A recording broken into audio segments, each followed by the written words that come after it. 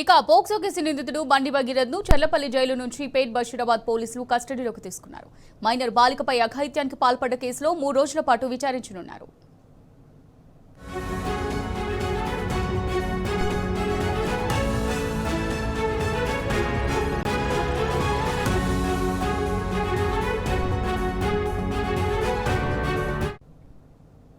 ఇదే అంశానికి సంబంధించి మరిన్ని డీటెయిల్స్ మా రిపోర్టర్ సందీప్ లైవ్ ద్వారా అందిస్తారు. సందీప్, మరి పోక్సో కేసు నిందితుడు బండి భగీరథ్ ను చర్లపల్లి జైలు నుంచి పేట్ బషీరాబాద్ పోలీసులు కస్టడీలోకి తీసుకొని విచారించనున్నారు. మరి దీనికి సంబంధించి పూర్తి డీటెయిల్స్ ఏ విధంగా ఉన్నాయి సందీప్?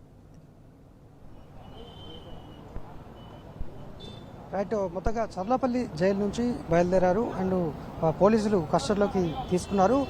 మొదట చర్లపల్లి జైలు గత ఈ మే 18వ తారీఖు నుంచి మే 16వ తేదీ నుంచి ఇప్పటివరకు ఆయన రిమాండ్ ఖైదీగా చర్లపల్లి జైల్లో పోక్సో కేసులో ఆయన అరెస్ట్ అయ్యారు. ఈ క్రమంలో కస్టడీ కోరుతూ పోలీసులు దాఖలు చేసిన పిటిషన్ సంబంధించి కోర్టు కస్టడీకి అనుమతి ఇచ్చింది. ఈ నేపథ్యంలో చర్లపల్లి జైలు నుంచి మొదట పోక్సో కేసు నిందితుడు భగీరథను వైద్య పరీక్షల కోసం మేడ్చల్ ప్రభుత్వ ఆసుపత్రికి తీసుకెళ్లారు. అక్కడ వైద్య పరీక్షలు పూర్తయిన తర్వాత ప్రస్తుతం ఇక్కడికి పేట్ బషీరాబాద్, ఎక్కడైతే కేసు నమోదైనటువంటి పోలీస్ స్టేషన్ పేట్ బషీరాబాద్, ఇక్కడికి తీసుకొచ్చి కూకట్పల్లి డీసీపీ ఈ కేసుకు సంబంధించి పర్యవేక్షణ అధికారిగా రితిరాజ్ ఉన్నారు. వారు ఈ కేసుకు సంబంధించినటువంటి ఈ పోక్సో కేసు నిందితుడు భగీరథ వాంగ్మూలాన్ని కూడా తీసుకుంటారు. అయితే ఇందులో ప్రధానమైనటువంటి అంశం కస్టడీకి తీసుకోవాల్సిన కారణాలను ఒక్కసారి పరిశీలిస్తే, ఎప్పుడైతే పోక్సో కేసు నమోదైందో ఎవరైతే బాలికతో పాటు ఆమె తల్లి ఫిర్యాదు చేసింది, కోర్టు కూడా ఇప్పటికే బాధిత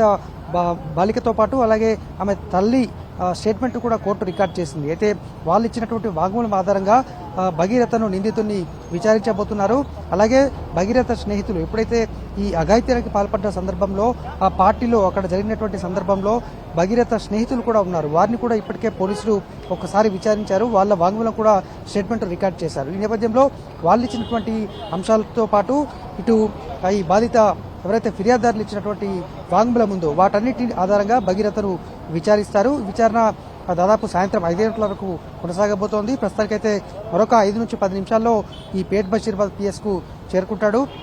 అయితే ఈ కేసుకు సంబంధించి డీసీపీ ఆధ్వర్యంలో అంటే డీసీపీ రితిరాజు పర్యవేక్షిస్తుండగా స్థానిక పోలీసులు వీరంతా కలిసి ఈ కేసుకు సంబంధించినటువంటి వాంగ్మూలాన్ని నిందితుల నుంచి రాబట్టబోతున్నారు. అయితే దీంతో పాటు ఈ విచారణలో భాగంగా ఎక్కడ ఘటన జరిగిందో శివారు ప్రాంతంలో అయినటువంటి ఫామ్ హౌస్లో అక్కడ కూడా మరొకసారి సీన్ రీకన్స్ట్రక్షన్ చేసే అవకాశం ఉంది. నిందితుడిని అక్కడికి నేరుగా తీసుకెళ్లి అక్కడ జరిగినటువంటి సందర్భాన్ని వివరించబోతున్నారు. మొత్తంగా అంటే ఈ విచారణలో భాగంగా మాత్రం పలు కీలక అంశాలు అయితే బయటకు వచ్చే అవకాశం ఉంది. ఎందుకంటే ఇప్పటికే ఎవరైతే బాధిత వాళ్ళు ఉన్నారో వాళ్ళ స్టేట్మెంట్ కూడా రికార్డు పూర్తయిపోయింది.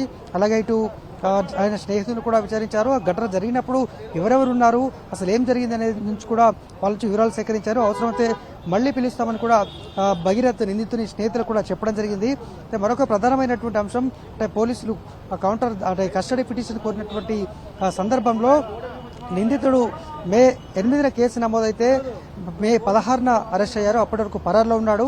ఆ అరెస్టు సందర్భంగా అతని మొబైల్ స్వాధీనం చేసుకున్నప్పటికీ సిమ్ కార్డు మాత్రం నిందితుడు అప్పగించలేదు. అయితే సిమ్ కార్డు ఏదైనా అడిగినటువంటి సందర్భంలో తాను ఎక్కడో పెట్టి మర్చిపోయాననేటువంటి సమాధానం ఆయన నిందితుడు భగీరథ ఇవ్వడం జరిగింది. దీంతో కీలకమైనటువంటి ఆధారాలు లేకుండా వాటన్నిటి కూడా ధ్వంసం చేశాడు. అలాగే ఫోన్ మొత్తం కూడా రీస్టోర్ అంటే ఎప్పట్లాగా కొత్త ఫోన్ మాదిరి అందులో ఉన్నటువంటి డాక్యుమెంట్స్ అన్ని కూడా తొలగించాడు అనేటువంటి మరొక అభియోగం ఉంది. అయితే అతను ఐఫోన్లో ఉన్నటువంటి డేటా మొత్తం తొలగించినప్పటికీ కూడా ఈ బాధిత ఎవరైతే ఫిర్యాదుదారు ఉన్నారో వాళ్ళ వద్ద ఉన్నటువంటి సమాచారం మొత్తం కూడా ఫోన్లో ఉన్నటువంటి ఎవిడెన్స్ వారి వద్ద నుంచి సేకరించారు. వాళ్ళు ఇచ్చినటువంటి సమాచారంతో ఈయన ఫోన్ను కూడా రీట్రై చేస్తున్నారు. మరి చూడాలి, కొద్దిసేపట్లో ఇక్కడికి రాబోతున్నాడు. అతని నుంచి కీలక అంశాలు అయితే